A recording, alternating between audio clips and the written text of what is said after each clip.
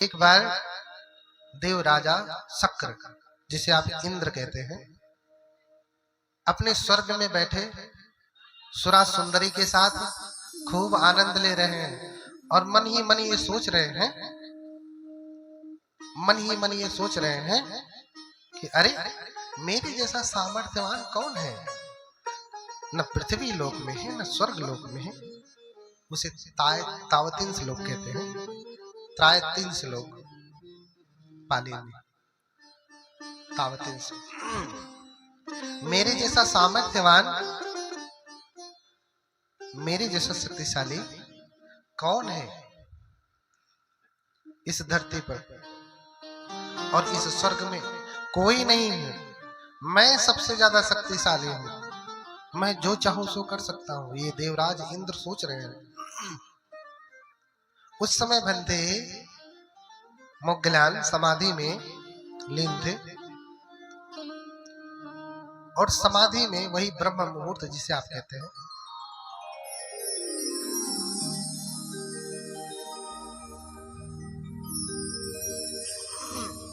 सुबह सुबह का समय था। भिनसार कहते हैं ना, 4-5 बजे का समय सुबह सुबह में।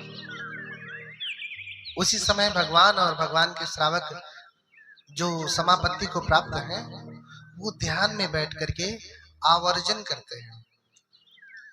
आवर्जन करते हैं कि कौन ऐसा व्यक्ति है जिसका चित्त आज श्रद्धा से भरा है, किसे मैं उपदेश करूंगा तो उसके जीवन का मंगल हो जाएगा, उसका मंगल हो जाएगा। तो आवर्जन कर रहे थे। आवर्जन करते हुए देखा कि देवराज शक्र ऐसा सोच रहे हैं कि मेरे जैसा शक्तिशाली कौन है, न धरती पे है, न आकाश में है, न स्वर्ग लोक में है, अन्य किसी लोक में भी कोई इतना शक्तिशाली नहीं है, कोई इतना शक्तिशाली नहीं है। और बनते अपने आवर्जन में ये देख लेते और देख करके मुस्कुराते हैं। बैठे हैं साधना में और देख करके ही मुस्कुराते हैं। ये देवराज इंद्र को ऐसी मिथ्या दृष्टि कब से होने लगी? देवराज शक्र को कैसे होने लगी? बाद में शक्र बहुत श्रद्धावान हो जाता, लेकिन आज ये मिथ्या दृष्टि वाला है कि मेरे जैसा शक्तिशाली कोई नहीं। तो बनते आसन में बैठे थे, आसन से अपना दाहिना पैर बाहर निकालते और दाहिने पैर के दाहिने अंगूठे से ऐसे ठुनगी मारते। क्या करते? बनते मोग्गलान भगवान बुद्ध के अग्र श्रावक हैं, रिद्धि संपन्न है, रिद्धिमानों में अग्र है। अर्थात भगवान बुद्ध के बाद अगर योग बल में कोई इतना सामर्थ्यवान है तो बनते मोग्गलान है और कोई नहीं। ऐसे पैर के दाहिने अंगूठे से ऐसे ठुनगी मारा, ऐसे अंगूठा किया, सीधा किया। इतना ठुनगी मारते ही उनका देवलोक ऐसे कंपित होने लगा, ऐसे करने लगा, ऐसे। अब सारी जनता, सारे स्वर्ग लोक के वासी, भूकंप आ गया, सारे स्वर्ग लोक वासी अब त्राही करने लगे, देवराज रक्षा करें हमारी, देवराज रक्षा करें। अब देवराज अपनी सारी रिद्धि सिद्धि जो भी लगाना था, अपनी सारी शक्तियां लगा करके रोक रहे हैं, लेकिन ये जो कंपन है, ये जो इधर उधर हिल रही है धरती स्वर्ग की, उसे रोक नहीं पा रहे। सब सामर्थ्य लगा करके, सारे बल लगा करके देख लिया, लेकिन रोक नहीं पाए। तब उनका माथा ठनका, अरे कौन इतना सामर्थ्यवान है जो मेरे ही स्वर्गलोक को हिला दिया और मैं रोक नहीं पा रहा हूं। फिर अपने दिव्य चक्षु से देखते हैं कौन है। पूरे देवलोक में ढूंढ डाले, कोई नहीं दिखाई दिया।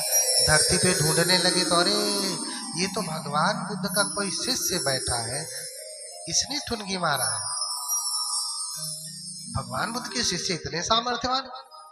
भागा स्वर्गलोक से भगवान बुद्ध के पास आया और हाथ जोड़ करके निवेदन करने लगा, बनते रक्षतु रक्षा करें, रक्षा करें। हाथ जोड़ लिया। बनते मुस्कुराए, अभी तू क्या सोच रहा था? हाँ?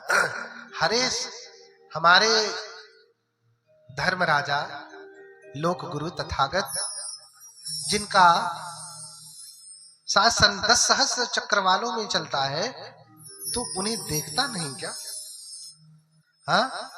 तू उन्हें नहीं देखता? तूने ऐसे कैसे अपने मन में मिथ्या दृष्टि पाल लिया कि तू बड़ा शक्तिशाली? तू पहले उनके शिष्यों से निपट ले। नहीं बनते, मुझे क्षमा करें, मेरे स्वर्ग लोक को रोक दे, नहीं तो भारी से भारी लोग जो है उनका नुकसान हो जाएगा, पूरा स्वर्ग लोक टूट जाएगा। मुझे फिर से निर्माण करने के लिए निर्माणरति देवता को जाकर के निवेदन करना पड़ेगा, और पता नहीं नहीं निर्माण किए तब तो हमारा स्वर्ग नरक बन जाएगा। हाँ, बनते मुस्कुराते हैं। ठीक है, अगली बार से ऐसी मिथ्या दृष्टि नहीं रखना। नहीं बनते, मुझे क्षमा करें, मैं आज से भगवान बुद्ध की शरण जाता हूँ, धर्म की शरण जाता हूँ, संघ की शरण जाता हूँ। और 3 बार प्रणाम किया। बनते ने अपना पैर सीधा कर लिया, आसन में रख लिया, और उनका जो है स्वर्गलोक जो कंपन हो रहा था, भूकंप आया था, भूचाल आया था, वो रुक गया। हाँ, ऐसो ही देव सावक सानुभावो। जाकर के स्वर्गलोक में फिर कहता है, अरे देवतागण, भगवान बुद्ध के श्रावकों का ऐसा अनुभाव है, उनके शिष्य लोग इतने शक्तिशाली हैं, और भगवान का कहना ही क्या, दोबारा हम कभी ऐसा सोचेंगे भी नहीं। हाँ, हम कभी सोचेंगे भी नहीं।